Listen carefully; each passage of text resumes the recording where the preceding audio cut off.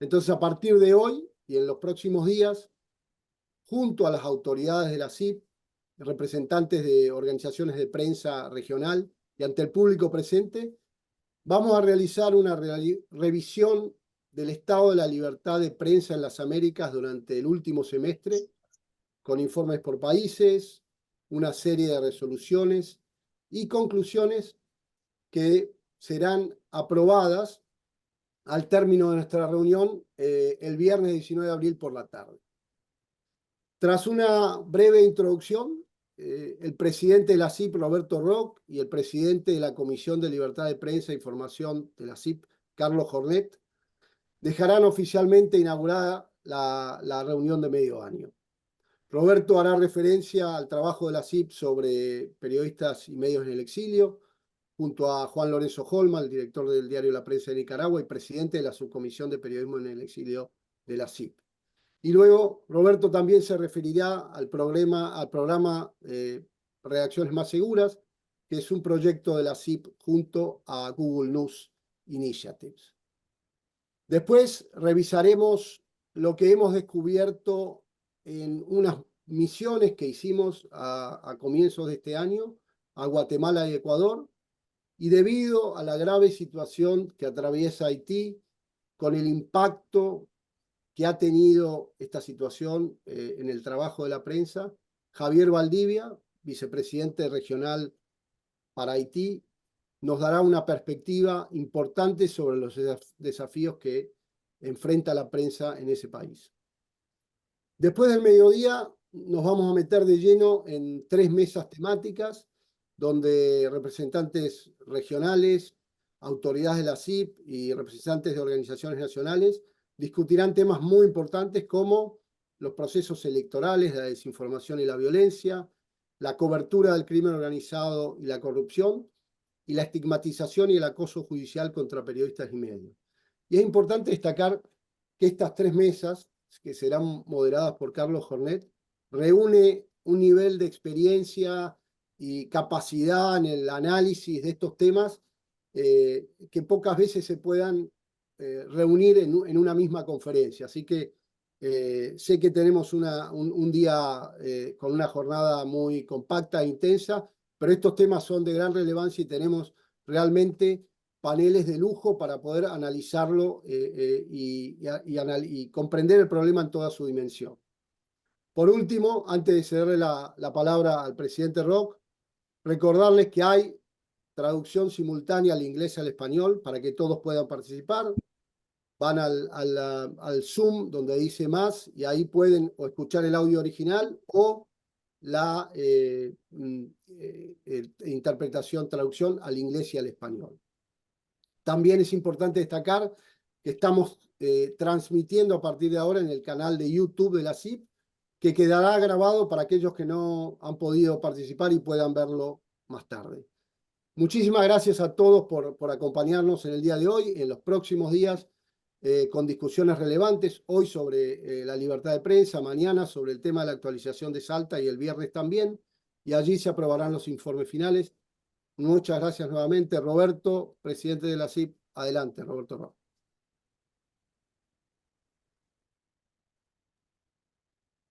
Estás en silencio, Roberto. Perdón. Muy buenos días a todos, a todas, compañeros, compañeras. Buenos días, Gabriela de Banco, presidenta de nuestro comité ejecutivo. Saludos a las autoridades de la CIP, a los compañeros vicepresidentes regionales de la CIP también. Siempre es importante para nosotros un ejercicio de encuentro, de no ser posible de manera presencial, que supone una alegría importante. De esta forma creo que nos mantiene cercanos, comunicados, juntos. Ha habido un esfuerzo durante los últimos años por parte del equipo de la CIP que encabeza Carlos Lauría para mantener en marcha este ejercicio de encuentros virtuales, de comunicación, de conocimiento de las distintas circunstancias que enfrentamos. La actual presidencia de la CIP arrancó en un entorno muy complejo para la industria periodística no solamente en nuestro continente, sino realmente en todo el mundo.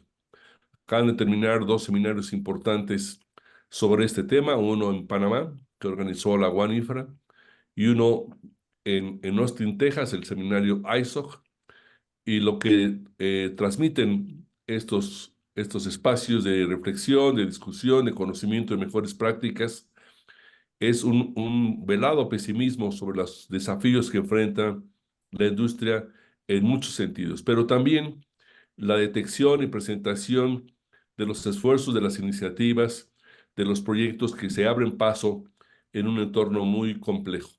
La CIP tiene en su ADN, en su eje central, la defensa de la libertad de expresión, y en eso estamos dedicados en la mayor parte de nuestro tiempo.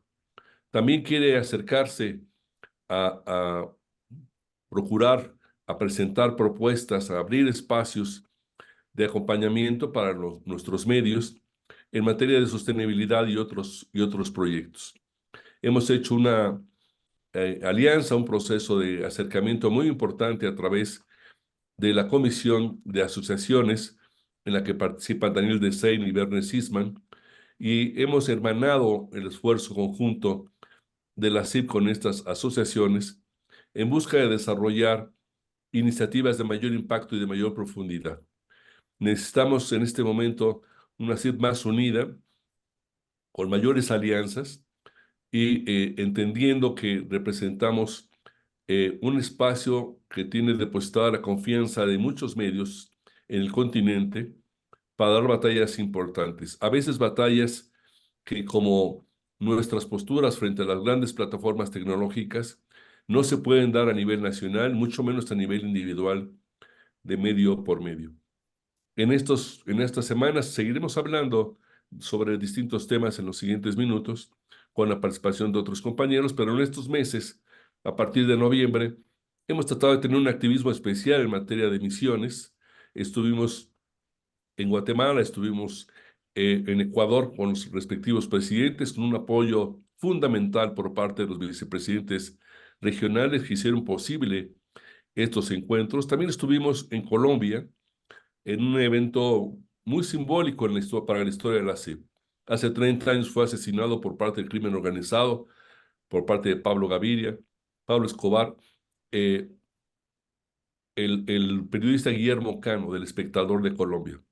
La CIP elevó el caso ante la Comisión Interamericana de Derechos Humanos y lo siguió acompañando durante estos 30 años. Hace algunas semanas, en Bogotá, el Estado de Colombia ofreció disculpas internacionales y armó un paquete de resarcimiento para la familia de Guillermo Cano, encabezada afortunadamente por su esposa, y la CIP tuvo la satisfacción de estar presente en ese momento.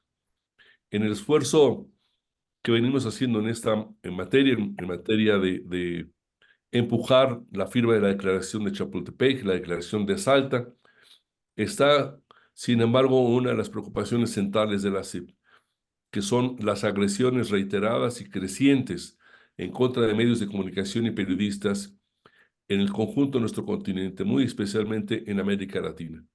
En el periodo que va de 2021 al actual 2024, las cifras de asesinatos que vamos a revisar en esta reunión han tenido un pico virtualmente sin precedentes desde que existen registros. Creo que tenemos que discutir bajo el liderazgo de Carlos Jornet una nueva estrategia, una estrategia más profunda de acompañamiento de las distintas circunstancias en cada país para ver qué más podemos aportar. Esto supondría, eh, desde mi punto de vista, reavivar el tema de impunidad en busca de construir expedientes formales, profundos, de seguimiento de qué pasó con aquellos compañeros que fueron asesinados. Esto supondría también, además de las misiones, tener una agenda de trabajo en esos países para ver cómo podemos seguir incidiendo en la agenda pública y en las gestiones entre las autoridades. Por ejemplo, en Guatemala, que visitamos con al presidente Bernardo Arévalo apenas unas semanas después de que tomó posesión, no firmó la declaración de Chapultepec y de Salta porque dijo que iba a ser una consulta jurídica, pero también lo alertamos sobre la permanencia en prisión por más de 600 días de Chepe Zamora, de manera totalmente injusta y arbitraria desde nuestra perspectiva. Lo alertamos también de la existencia de periodismo en el exilio, de colegas en el exilio. Nos preocupaba también, le dijimos, la debilidad que existe el régimen de transparencia en las leyes guatemaltecas y, muy importantemente, la permanencia de los delitos de difamación, injuria, calumnia en el marco del derecho penal en este país, mientras que Guatemala es signatario de convenciones internacionales que recomiendan llevar este tipo de delitos al ámbito civil. Es un desafío determinar cómo seguimos empujando en país por país. Lo mismo en Guatemala que en Ecuador, como en otras naciones, este tipo de agendas y profundizar, insisto, la tarea de la CIP. Estaremos hablando todo este día de los informes país por país, que bajo la conducción, insisto, de Carlos Jornet y de Carlos Lauría, se han ido formalizando, constituyendo en un cuerpo de preocupaciones, en un escenario inquietante, no solamente por el asesinato de periodistas, que es la forma más brutal de censura que podemos imaginar, sino también por una práctica eh, extensión, digamos, una circunstancia muy compartida cada vez más de presencia de crimen organizado en nuestros países. Pensamos que tenemos que impulsar una estrategia específica que hemos llamado redacciones seguras, recabando fondos de donde podamos, para estar en las redacciones ahí en esos países donde el crimen organizado plantea un reto eh, de un enorme peligro y de una enorme delicadeza de cómo cubrir ese fenómeno y seguir dando servicio a la comunidad a la que nos debemos. Eh, ya en la Asamblea de México hicimos un primer ensayo de estos talleres de redacciones seguras y quisiéramos que este año hacer por lo menos 2 talleres eh, a nivel general, digamos, y tal vez algunos in situ. El problema del desafío del crimen organizado se ha extendido incluso a países como Argentina, ya no digamos de Ecuador, toda Centroamérica está en una condición muy grave en esta materia y otros países no han visto sino crecer esta circunstancia. Seguramente hablaremos también en los siguientes minutos de la presencia que tendrá la CIP con la compañía de la Comisión de Asociaciones en Chile el próximo 3 de mayo para conmemorar junto con la UNESCO el Día de la Libertad de Prensa Mundial y entregar singularmente el premio Guillermo Cano a la libertad de prensa. Eso va a ser un escenario interesante para nosotros, no solamente por la importancia de la conmemoración, sino porque vamos del brazo con las asociaciones nacionales, con la One IFRA, y vamos a presentar una declaración de Chile que va a revisar de alguna manera la declaración que hace 30 años tuvo el nombre de la Declaración de Santiago sobre temas de libertad de prensa. 30 años después, por supuesto, los ejes fundamentales de esta agenda se han modificado de manera muy importante y pensamos presentar en el foro de esta conmemoración, en el foro de UNESCO, que gestionamos conjuntamente con las asociaciones y con One Infra, para tener un panel específico sobre esta materia y ahí presentar esta nueva versión de la Declaración de Chile, que por supuesto tendrá solamente carácter institucional por nuestra parte, no será abrazada por la UNESCO, pero seguramente marcará una nueva etapa en la visión que tiene UNESCO y que tiene en general las organizaciones internacionales en este campo. Detallaremos más adelante el tema de periodismo en el exilio, que decidimos poner la mirada con profundidad en este fenómeno que nos hemos dado cuenta es mucho más grave de lo que imaginábamos. Hay periodistas exiliados de tal vez una decena de nuestros países, pues, incluido México, por supuesto, Venezuela, Nicaragua, El Salvador.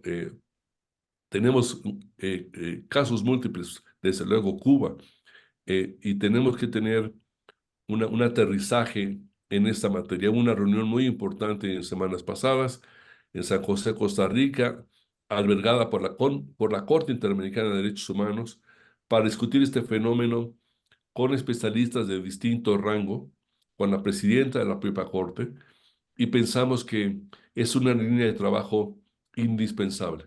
Este exilio es una virtual eh, alerta de que en naciones como Nicaragua, por ejemplo, el periodismo independiente se ha extinguido.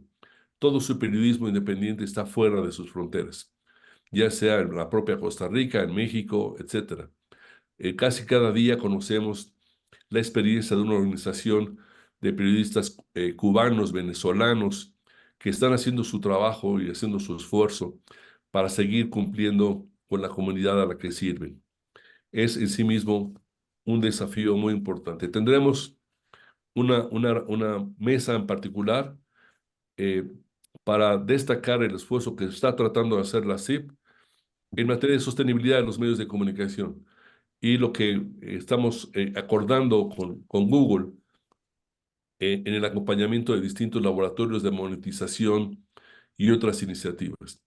Va a ser muy interesante el panel que tengamos sobre qué hacer frente a las grandes plataformas. Y distinguimos de manera muy importante la participación, el apoyo de Google en algunos de nuestros proyectos, la cancelación virtualmente del uso de noticias y de la posibilidad de dar ligas a nuestros medios de comunicación por parte de Meta y otras plataformas, pero a la vez nos toca elevar la vara de los reclamos a Google en materia de respeto al derecho de autor, de otras leyes, y estar atentos a lo que ocurre en otras latitudes, en Estados Unidos, en Europa, en diversas regiones, sobre cómo se está buscando legislar en materia de la relación entre las grandes plataformas y los medios de comunicación, en una condición, insisto, muy delicada, muy frágil. Por último, saludar los trabajos que va a haber respecto a Salta 2, que hemos llamado así, la revisión de nuestra declaración de Salta de hace 5 años, que seguirá llamándose Declaración de Salta, pero que buscará incorporar todo este tráfago de nuevas iniciativas, de nuevas realidades como la inteligencia artificial, la desinformación, etcétera, desde el punto de vista de la visión de nuestra organización de la CIP. Les reitero un saludo, un abrazo. Es un placer realmente convivir, aún sea de manera virtual. Les felicito por su compromiso, les agradezco de corazón su compromiso con la CIP, tal vez ahora más importante que nunca. Que tengan muy buenos días, seguiremos por aquí en contacto. Abrazos. Carlos. Muchas gracias, Roberto, por dejar inaugurado oficialmente la reunión de medio año. Le dejo el pase a Carlos Jornet, presidente de la Comisión de Libertad de Prensa e Información, director periodístico de La Voz del Interior, y un puntal para la CIP en todo el armado de esta revisión semestral de la situación de la libertad de prensa en las Américas, con los informes anuales, resoluciones y conclusiones que se conocerán oficialmente y serán aprobadas el viernes. Muchas gracias, Carlos. Adelante. Perdón, si me permites, Carlos Jornet, no quiero subrayar, dar la bienvenida eh, a varios de invitados especiales con los que venimos trabajando muy de cerca. Espero, si tengo una omisión, les ruego una disculpa. Está Andrés Alessandro de ADEPA de Argentina con nosotros, que forma parte de esta comisión de asociaciones. Ya mencioné a Werner Sisman, nuestro vicepresidente de la comisión. Creí ver por ahí al doctor Rosenthal Alves, con el que hemos hecho también una alianza para promover mutuamente nuestros trabajos. Acaba de terminar la reunión de ISOG, que preside Rosenthal, y seguramente contaremos con su apoyo en distintas iniciativas, la más próxima, SIP Connect, a mediados de año. Perdón, Carlos, por tomarte la palabra, por robarte la palabra. Adelante, Carlos Jornet, por favor. Gracias. Gracias, Roberto. Bueno, antes de cada encuentro semestral intento ver aspectos diferenciales, ¿no? Los cambios de contexto que nos afectan o pueden afectar las libertades de expresión y de prensa. porque en realidad si lo miramos detenidamente desde hace años, el contexto se caracteriza por una situación igualmente crítica, con mejoras circunstanciales en ciertos países, picos de tensión en otros, pero todo ello en el marco de un deterioro persistente de las condiciones para el ejercicio del periodismo en la región. En este sentido, sabemos que 2024 no es un año más para la democracia en el mundo.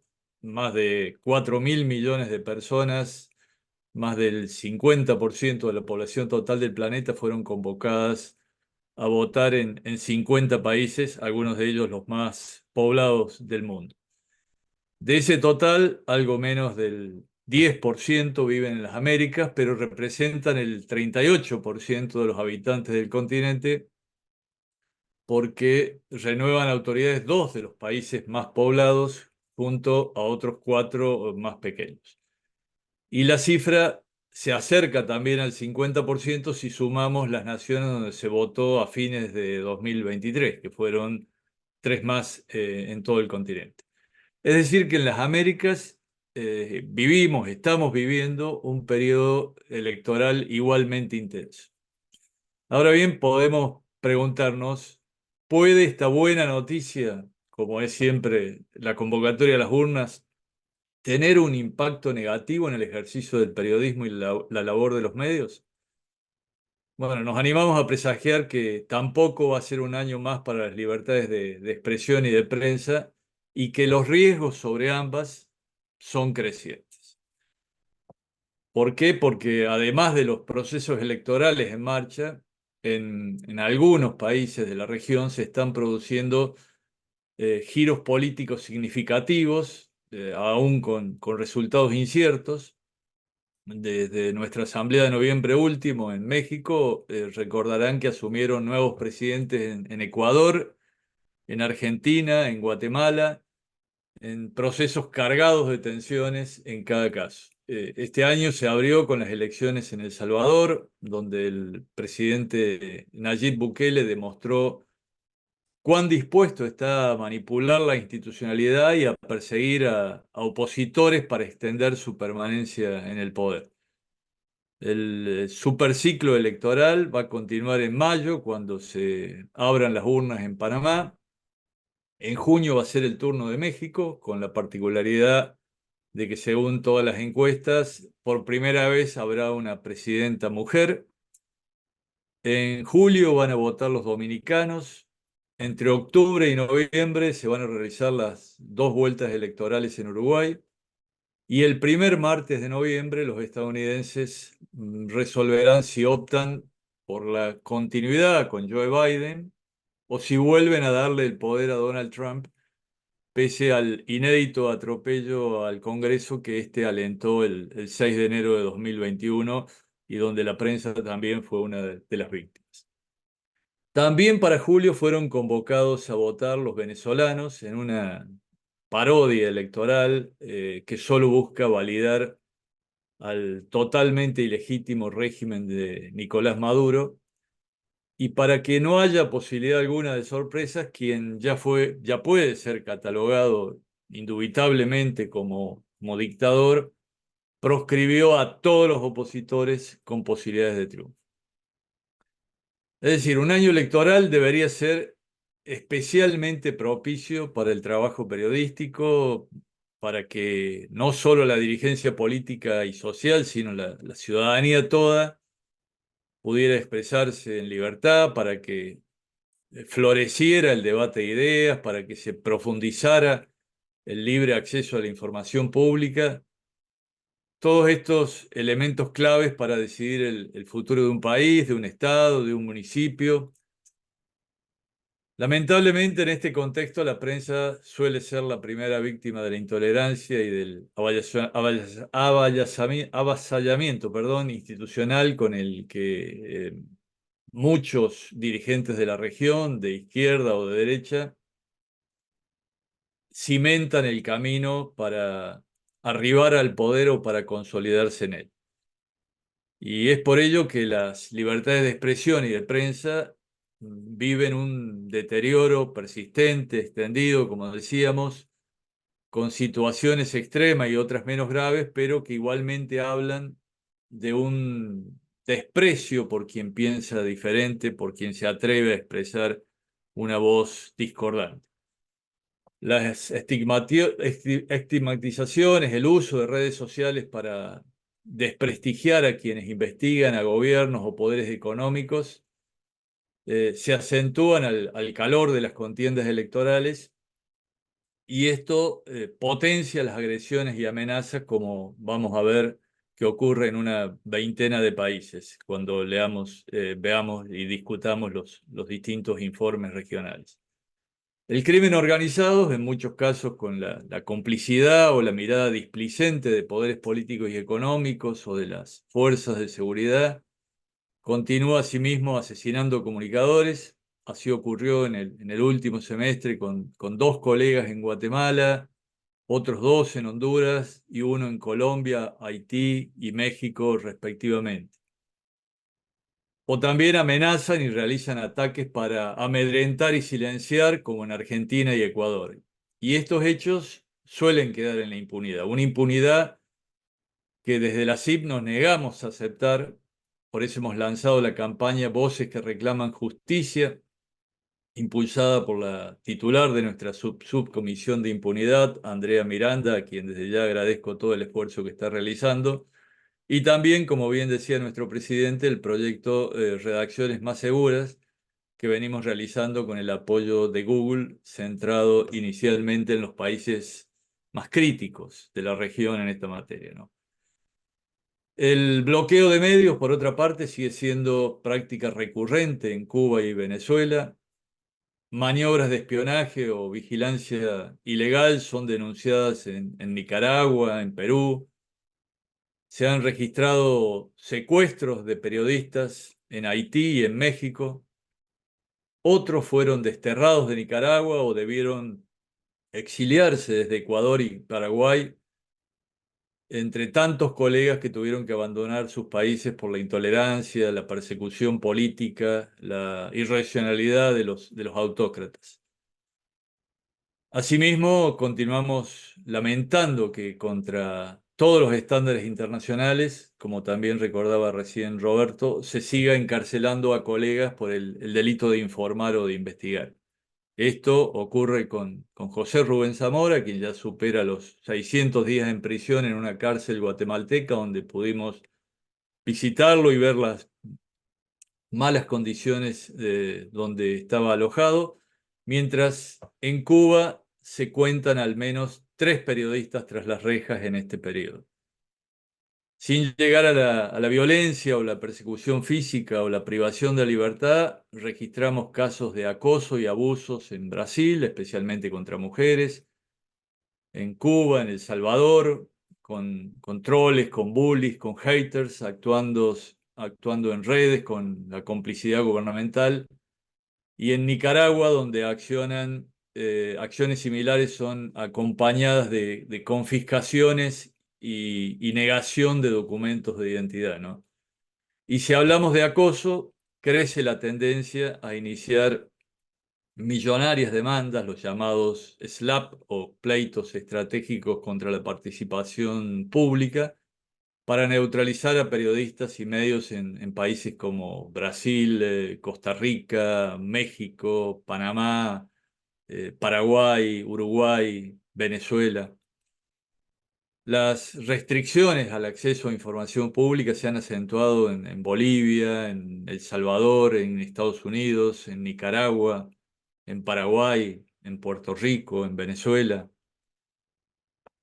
Del otro lado, entre los hechos positivos del último semestre, destacamos la firma de las declaraciones de Chapultepec y de Salta por parte de Daniel Noboa, quien llegó a la presidencia de Ecuador en elecciones anticipadas para completar el mandato que Guillermo Lasso dejó inconcluso, y que se comprometió a garantizar el trabajo de reporteros y medios de comunicación en momentos en que el crimen organizado intensifica su violencia y en que se cuestiona la eficiencia del sistema de protección para periodistas.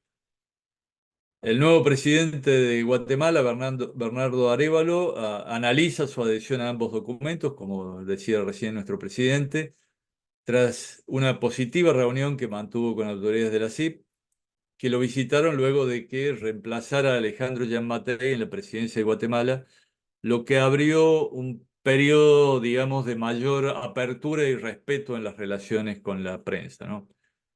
También despiertan favorables expectativas un proyecto en Chile para proteger a periodistas durante coberturas. El fondo No es hora de callar para mujeres periodistas en Colombia.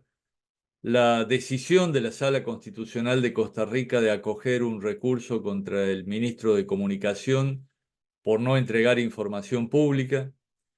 Un incipiente esfuerzo en Honduras por mejorar el mecanismo de protección. Sendas iniciativas en Panamá para regular el gasto en comunicación oficial y contener el acoso judicial, y un fallo en Puerto Rico a favor de la confidencialidad en las fuentes. Pero en paralelo hay proyectos o estatutos preocupantes en Brasil para atribuir responsabilidad a medios por calumnias de entrevistados, en Canadá para criminalizar el discurso público online, en Paraguay con una ley de protección a mujeres que se utiliza para censurar a medios y periodistas, y en Perú, donde se propone aumentar penas a funcionarios por divulgar irregularidades a la prensa. En las jornadas que hoy iniciamos, que vamos a iniciar de inmediato, debatiremos en profundidad estas acciones y proyectos y haremos foco especial en la delicada situación que padece la prensa haitiana en un país estragado por la violencia y el desgobierno.